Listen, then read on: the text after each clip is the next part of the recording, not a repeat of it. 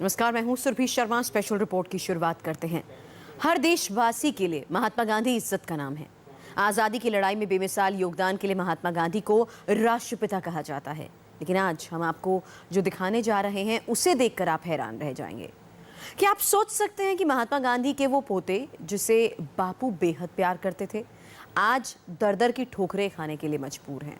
और आज की तारीख में वो दिल्ली के एक वृद्धाश्रम यानी ओल्ड एज होम में जिंदगी बिताने पर मजबूर हैं। उस राष्ट्रपिता को राह दिखाने वाला ये बच्चा कौन है? ब्लैक एंड व्हाइट तस्वीर में ये कौन है जो बापू को छड़ी पकड़कर रास्ता दिखा रहा है? अब जरा ये दूसरी तस्वीर देखिए। एक बच्चे के साथ बापू भोजन की थाली पर हैं। और अब ये तस्वीर देखिए जिसमें ये किशोर बापू का सहारा बना है। दरअसल तीनों तस्वीरों में बापू के साथ दिख रहा ये चेहरा एक ही बच्चा है। ये एक ही किशोर है जिसका बापू से गहरा रिश्ता है। ये कनू यानी कनू भाई रामदास गांधी यानी महात्मा गांधी के तीसरे बेटे रामदास गांधी के बेटे की तस्वीर है। बताते हैं कि 1933-34 की यह तस्वीर तब की है जब बापू बीमार थे और उनके 4 साल के पोते कनू उनकी मदद कर रहे थे। लेकिन इस तस्वीर से ज्यादा बोलता हुआ सच इस तस्वीर में कैद है। ये कनू भाई रामदास गांधी हैं, पुरानी तस्वीर से एकदम अलग। अब न किसी को रास्ता दिखाने का हौसला रहा, न आगे बढ़ने का जज्बा। इस छोटे से कमरे में और इन दोस्तों के साथ अब इनकी जिंदगी की सुबह और शाम होती है। ये दिल्ली का ओल्ड एज होम है। यहीं पर 87 साल के कनू भाई गांधी और उनकी 85 साल की पत्नी रहते हैं। क्यों, ये किसी को नहीं पता। बस इतना पता है कि 1.25 अरब के देश में बापू के प्रपौत्र का कोई घर नहीं है। कोई ऐसा नहीं जो इस बुजुर्ग दंपत्ति का रखवाला हो। कोई ऐसा नहीं जो इनके लिए छत मयस्सर करवा दे। इसी विडंबना के साथ कनू भाई और उनकी पत्नी पिछले 1 हफ्ते से दिल्ली के गुरु विश्राम वृद्ध आश्रम में हैं। मैं तो यहाँ आने की कोशिश कर ही रहा था और पर गुजराती लोगों के पास रहने के बाद मुझे पता चला कि वो गजब स्वार्थी बन गए हैं। जो दुख है तो छुपाना पड़ता ही है ना, लोग क्यों नहीं छुपाएंगे। कनू भाई गांधी की पूरी कहानी आपको बताएंगे, लेकिन सबसे पहले इस तस्वीर को देखिए। बापू का सहारा बना ये नौजवान। कनू भाई की ये तस्वीर दिल्ली के बिरला हाउस की है। साए की तरह हमेशा वो बापू के साथ रहते थे। बापू के साथ खाने की थाली भी साझा करते थे। ये तस्वीरें बताती हैं कि कनू भाई से बापू को कितना प्यार था। और वो यही चाहते थे अपनी औलाद से, अपने बच्चे से, और खासकर मैं जो उनके पास रहता, बहुत ही क्लोज रहता था, कि मैं सारा वक्त के त्याग करूं। तो इस तरीके में बापू ने मुझे कुछ पत्र लिखे थे। वो पब्लिकेशन डिवीजन वाले अभी उसको छाप रहे हैं और वो पब्लिक में आ जाएंगे। बापू के साथ कनू भाई की इस करीबी की भी एक दास्तान है। दरअसल महात्मा गांधी और कस्तूरबा के 4 बेटे थे। हरिलाल गांधी, मणिलाल गांधी, रामदास गांधी और देवदास गांधी। कनू भाई रामदास गांधी के 3 बच्चों में दूसरे नंबर पर थे। अपने तीसरे बेटे रामदास से गांधी जी को काफी लगाव था। हालांकि रामदास गांधी जी के कई विचारों से सहमत नहीं थे, लेकिन बापू के सविनय अवज्ञा आंदोलन में उन्होंने बढ़ चढ़ के हिस्सा लिया। इसके बाद बापू के कहने पर रामदास दक्षिण अफ्रीका चले गए।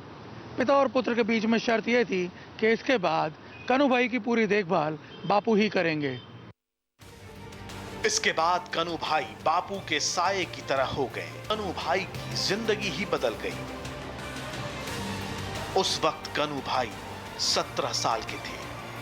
13 बरस बाद 1961 में पंडित नेहरू और अमेरिकी राजदूत जॉन केनिथ गालब्रेथ की सलाह पर वो अमेरिका के मैसाचुसेट्स इंस्टीट्यूट ऑफ टेक्नोलॉजी में गणित पढ़ने चले गए। यहाँ पर उनकी मुलाकात अल्बर्ट आइंस्टाइन जैसे महान वैज्ञानिकों से हुई। वहाँ पर मेरी सबसे बड़ी मुलाकात हुई आइंस्टाइन जी के साथ।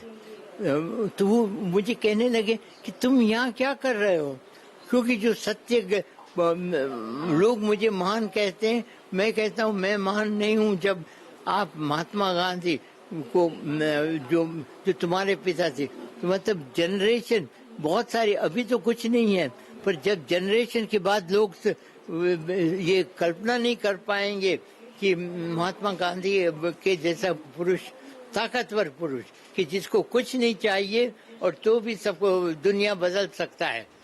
अमेरिका में कन्हू भाई सेटल हो गए।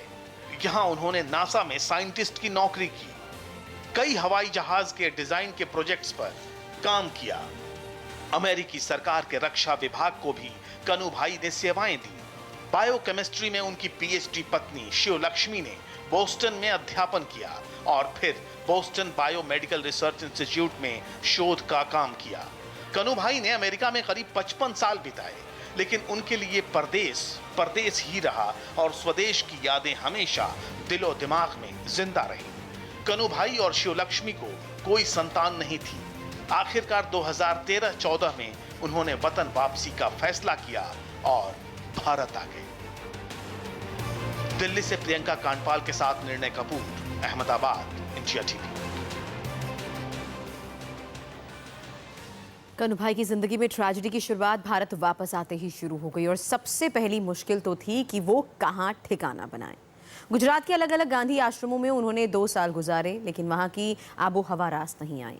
लिहाजा उन्होंने दिल्ली का रुख किया और उनका ठिकाना बना दिल्ली का एक ओल्ड एज होम।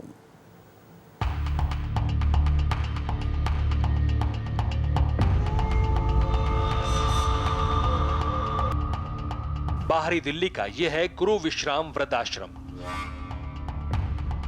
2 कमरों के इस ओल्ड एज होम में 125 बुजुर्ग रहते हैं। इस कमरे की हालत और खचाखच भीड़ बता रही है कि बुजुर्ग किस हालात में रहते हैं। ज्यादातर लोग अल्जाइमर या दूसरी मानसिक बीमारी से ग्रस्त हैं और इन्हीं के बीच रहते हैं। बदरपुर के पास एक आश्रम में रह रहे हैं। आश्रम की तस्वीर हम आपको दिखा रहे हैं। ये एक रूम था जो कि आईसीयू रूम था इस आश्रम का, लेकिन क्योंकि यहाँ पर गांधी परिवार के ये दोनों सदस्य कन्हू भाई गांधी और उनकी पत्नी यहाँ आए, तो इस रूम को एसी लगवाकर इनके लिए यहाँ पर रख दिया गया है। जो लोग हैं, जो ऑर्गेनाइजर्स हैं, उनका कहना है कि बहुत आसान नहीं है उनके लिए इन्हें ज्यादा समय तक रख पाना, क्योंकि जो बाकी के लोग हैं उनके लिए ये कहीं ना कहीं इनजस्टिस हो जाता है और इतना खर्चा भी बेयर करने की स्थिति में नहीं है। गुरु विश्राम वृद्धाश्रम के संचालकों ने कन्हू भाई की मांग पर आईसीयू को कमरे में तब्दील किया है और एसी लगवाया है। मदर्स डे के दिन आए थे, 8 मई को मदर्स डे था और उस दिन ये आए। बातें मेरी कई महीने से हो रही थी। ये चाहते थे यूएस से डायरेक्ट यहाँ आना, लेकिन किसी सर्कमस्टांसेस से ये चले गए गुजरात। लेकिन बीच में 1-1.5 साल गैप हो गया। इधर 3-4 महीने से इन्होंने कई बार मुझे फोन किया कि नहीं, मैं आपके पास आना चाहता हूँ, रहना चाहता हूँ। मैं सोचता था कि इतने महान व्यक्ति को मैं कैसे रखूं। ताजुब है कि 2 साल पहले अमेरिका में आलीशान जीवन बिता रहे बापू के पोते कन्हू भाई गांधी ने दिल्ली में बेघरों के इस घर को क्यों चुना? क्यों वो सुकून भरी अमेरिकी जिंदगी को छोड़कर भारत आए? इस सवाल का जवाब खुद कन्हू भाई देते हैं। यूएस रहे और वेल सेटल थे, वहाँ नासा जैसी जगह पर काम कर रहे थे। क्या आया दिमाग में, कैसे, क्यों भारत वापस आया? वो अभी मुझे पता नहीं है कि क्या मुझे लोग मुझे कहने लगे कि तुम यहाँ रहते हो, क्या करते हो, तो इंडिया जाओ और वहाँ लोगों से बातें करो और तुम्हारी सेवा भी होगी और वो लोग तुम्हारा देख रेख रखेंगे और तुमको ज्यादा संतोष। तो मैं उसमें फंस गया। 2013-14 में भारत आने के बाद कन्हू भाई ने दिल्ली, बेंगलुरु और गुजरात के नवसारी का दौरा किया, लेकिन उन्होंने पहला ठिकाना बनाया नवसारी के मारोली इलाके के कस्तूरबा सेवा आश्रम को। लेकिन बताते हैं कि यहाँ एक निजी सहायक ने उनके 1.5 लाख से ज्यादा पैसे ठग लिए। ठगी का शिकार होने के बाद कनुभाई सूरत आ गए और यहाँ श्री भारती मैया आनंद धाम वृद्धाश्रम में रहने लगे। लेकिन यहाँ उनका संपर्क सूरत के देसाई परिवार से हुआ और फिर वो उनके साथ रहने चले गए। आश्रम कस्तूरबा सेवाश्रम से उनको थोड़ा सा कुछ चेंज करने को मन भी हो रहा था, तो मैंने सूरत में वृद्धाश्रम उनको दिखाया था, क्योंकि वो चाहते थे, उन्होंने सजेस्ट किया था कि भी वृद्धाश्रम में हमें तकनीकी मतलब मेडिकल और पूरी सब सारवार मेरी अच्छी तरीके से हो सकती है, समय से खाना पाना भी मिल सकता है और हम हमारी उम्र के लोगों के साथ रह सकते हैं। तो सूरत का जो अंबिका निकेतन का वृद्धाश्रम है, वहाँ मैं खुद उनको लेके आया था, उन्होंने देखा, उनको बहुत अच्छा लगा। कई महीने सूरत में रहने के बाद कनुभाई ने दिल्ली का रुख किया। सूरत में क्या हुआ, परिवार के साथ क्यों नहीं रहे, ये सिर्फ कनुभाई जानते हैं। लेकिन कनुभाई और उनकी पत्नी दिल्ली आई तो इस वृद्धाश्रम में सहारा मिला। लेकिन सबसे बड़ी ताज्जुब की बात यह है कि जो शख्स 5 दशक तक अमेरिका में रहा हो, उसने नासा जैसे प्रतिष्ठित संस्थान में काम किया हो, जिसने अमेरिकी रक्षा विभाग को सेवाएं दी हो, जिनकी पत्नी ने बोस्टन में टीचिंग की हो और रिसर्च भी, वो आज दर-दर की ठोकर खाने पर मजबूर क्यों है? महात्मा गांधी के परिवार के लोग भी कहते हैं कि कनुभाई गांधी की माली हालत ठीक है।